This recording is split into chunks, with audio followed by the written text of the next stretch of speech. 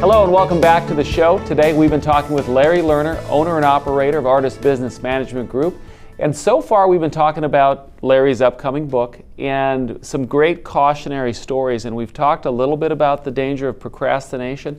And now we're going to talk about investor behavior. Dennis, investor behavior is one of the biggest problems that we have in our practice.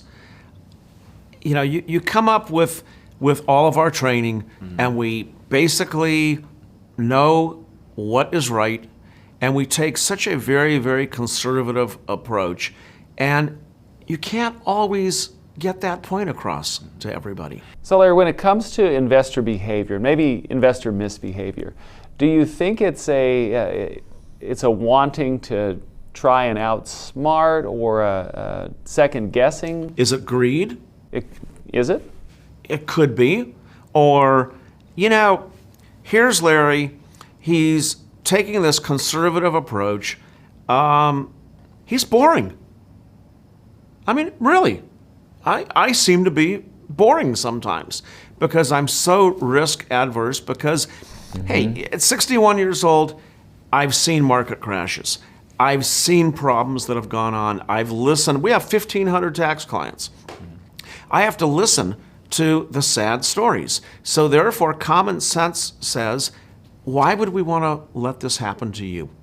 Why don't we just simply not be greedy and just get a decent rate of return, slow growth, and not worry about getting rich quick? Why take risk if you don't need to take risk? Right. So we had a sad thing happen recently.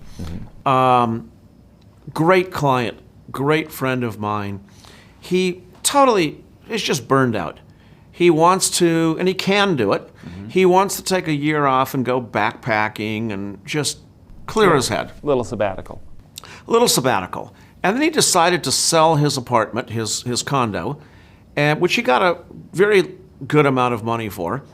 And naturally I said, you know, why don't we lock this money up? Why don't we preserve and protect this money from all of the evils that could exist? And I wanted to put it in a very safe, conservative investment.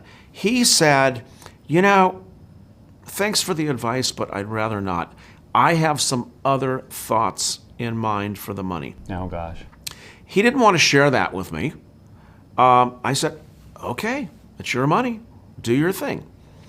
I got this horrible, I got this horrible email 2 weeks ago, and the title of the email was, I have been dreading writing this email.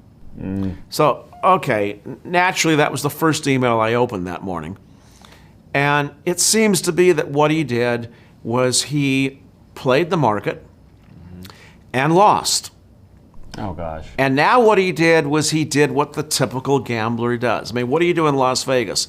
You play the table and you lose. Now you go to the ATM machine and you take out more cash and you double your bet. Because you want to make it back. Right. Yeah. And this is called desperation, okay? What he did was he did that action in the stock market. He lost money. Now what he did was he picked some different stocks. He doubled down. He lost that. Well, now he doubled down again. He basically has lost almost all of his money. It's sad. So now he has to come back and go to work like the rest of us, except he has the pressure that he has to make back what he lost. You know, I think in a situation like that,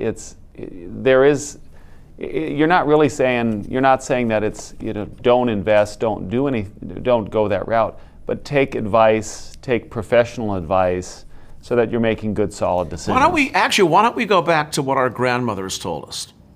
Our grandmothers always had these little phrases, don't put all your eggs in one basket. That's a great one. I think that is the greatest line.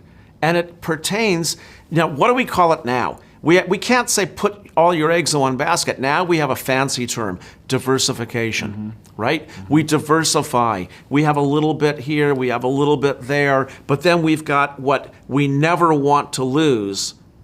We put that into a place where it is safe. No matter if everything goes to hell in a handbasket, we're protected on that money. I think that's the smart way to invest. And you know, these stories are great. That's one thing that I'm really excited to see the final copy of the book.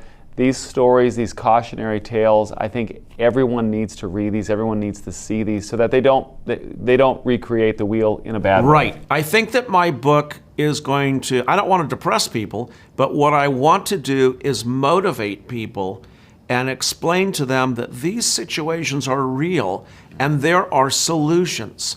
You can't just wing it on your own. We're going to break right here. Coming up on Right on the Money, more with Larry, and we're going to talk about decision making, and you've got a fantastic story that I think everybody needs to hear. Yes. So remember, you can follow us on Twitter, Facebook, LinkedIn, and you can always start a conversation with us by using the hashtag ROTM. You can watch full episodes at rightonthemoneyshow.com. We'll be right back after this.